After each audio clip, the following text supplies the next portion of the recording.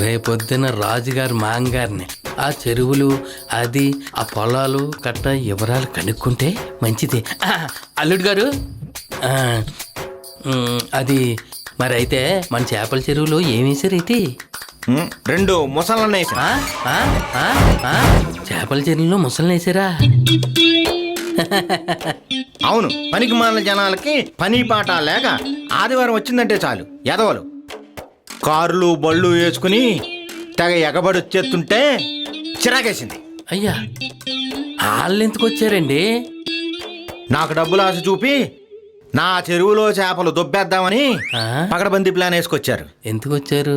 బహుశా కొనటానికి వచ్చి ఉంటారనుకుంటా. ఆరి డబ్బు ఎవరికి కావాలి? బోరి డబ్బు. బుడ్డబ్బా, తిక్కెదవలకి తిక్క కుదరాలని 2 మొసలను తెచ్చి కాపలా వదిలే. అమ్మో, అవి తిన్నంగా ఉండకుండా 4 పిల్లలు పెట్టాయి. ఓ రీడాకాచం కోలా. ఆ ఫోన్ చేసినోడు అల్లుడికి తిక్క కొంచెమే అన్నాడు, ఎక్కువే ఉంది.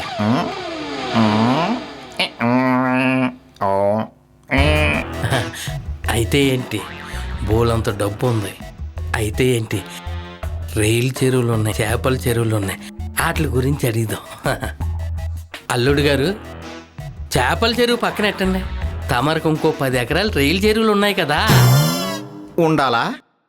ఉండొచ్చు. ఉండొచ్చా? ఉందా లేదా? ఉండే ఉంటుంది. రాజుగారు కదా.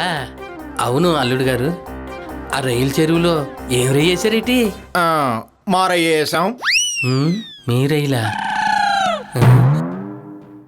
అదే ఏ రకమో అంటున్నా. మా రకమే.